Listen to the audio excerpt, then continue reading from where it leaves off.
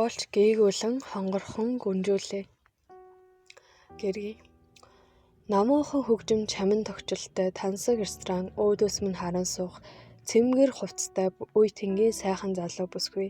Хүнийг шиг цэмцгэр гараараа гарыг минь атхан нүдрүү минь ширтэн ярилцсан. Үнтэй сүрчигний өрнөр өөрт нь гайхалтай зогсон костюмтай.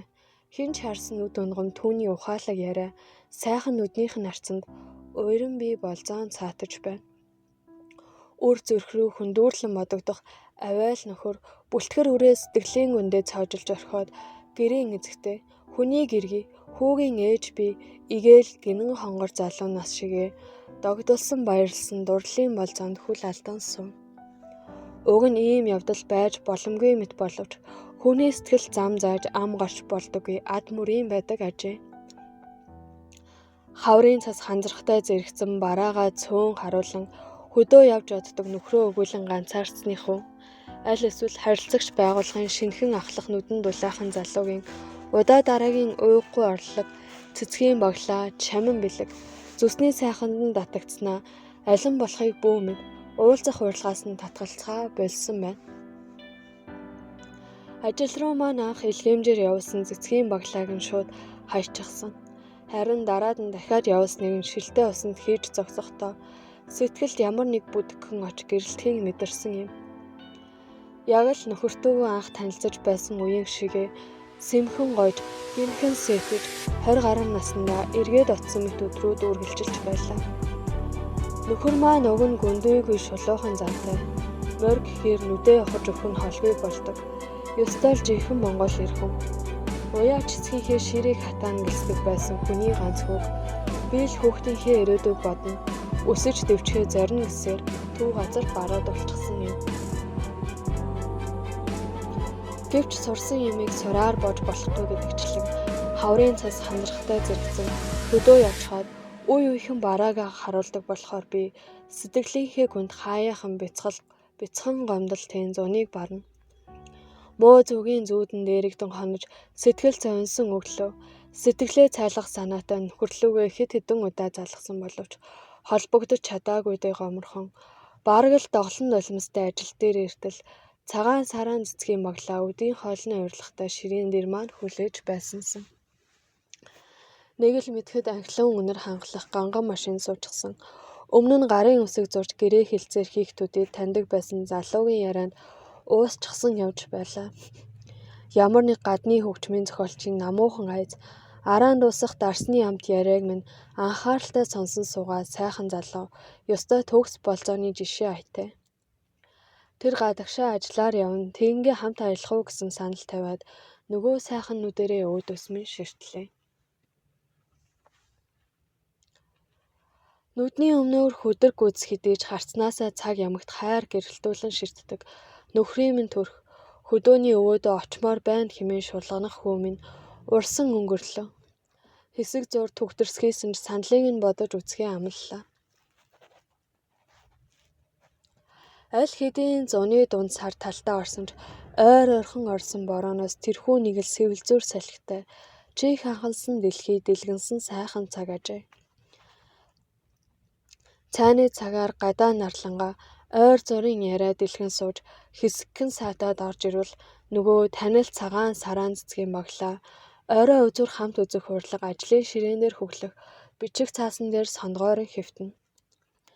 Ажлын цаг дуусуу үгүй юу хэд хоногийн өмнөөс нүд унгаад байсан нуруу ил гардаг хар даашинзыг удаан бодсонгүй худалдаж аваад гэрлүүгээ явах замдаа ээжтэй орой ажил хэргийн уулзалтай хүүг харж байгаа ч хэмээн залж орхилоо.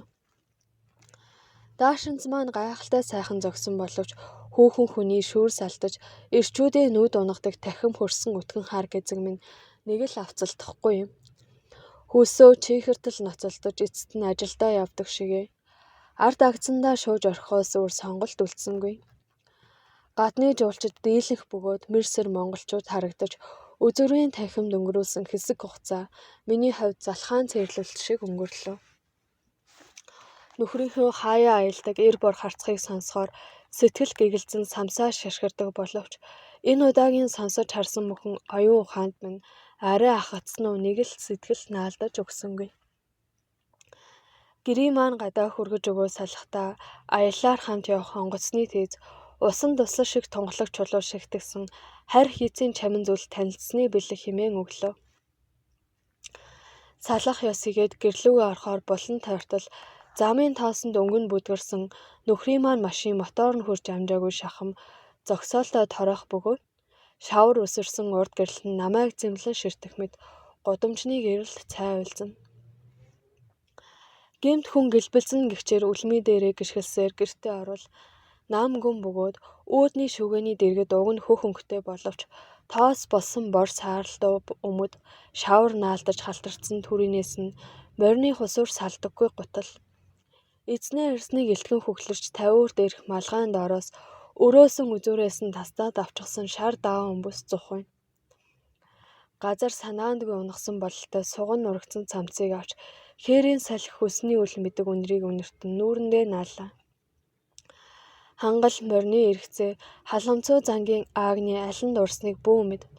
Суган ханзарч дал мөрөөрөө ялимгүй ганцсан цамцан дээр хоёр тусал нулимс өөрийн ирэхгүй нүд бүрэлзүүлэн мэлтэрч гүн цэнхэрт хол бүлдээн шингэлээ. Сэтгэл уйман бодолд арчилсаар нэг мэтгэд нам унтсан бололтой. Сайн байна уу та хэмээн хацар дээр үнсэх танил дотн мэдрэмжээр нойрноос сэрлээ.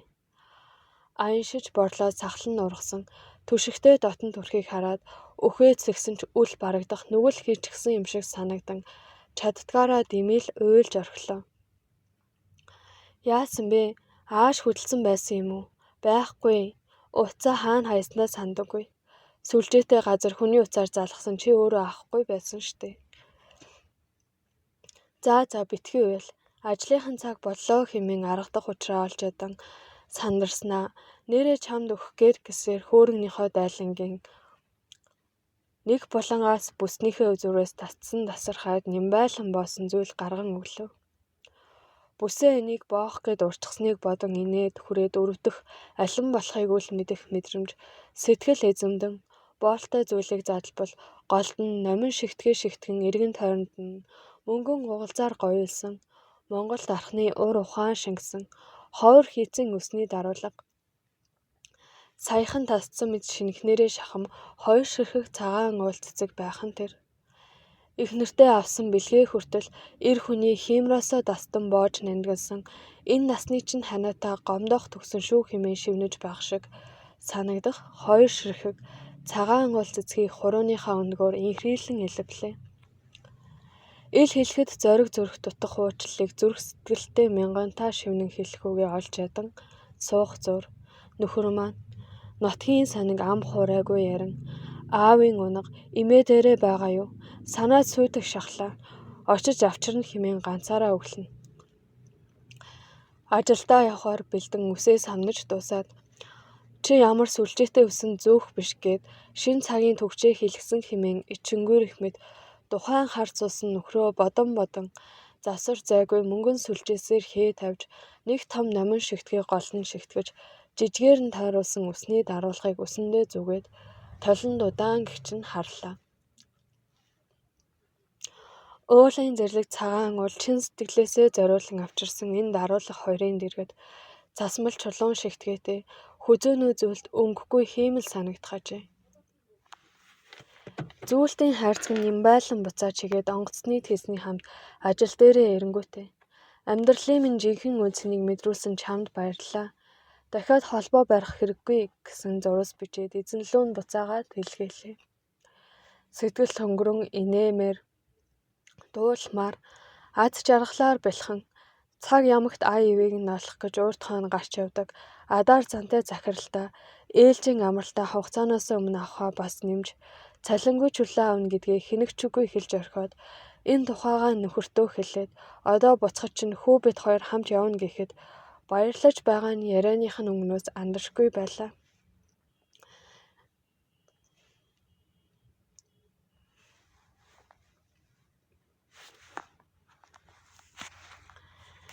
Эрт ирнэ бидтэй хүүгээ сая очиж авсан чаддгаараа мах шанчхлаа гэх урд урдынхаасаа дотнол танин салгидах хани минь хоолой. Хээгэв гүдэс хэл өгцөөтэй боловч хад цамнах догшин долгиот мөрөн гол шигээ уярлан тогширч төмнийг ширвэтүүлэх мөртлөө Морилцох урсгалаараа хотыг ундаалах мэт уяхан энгийн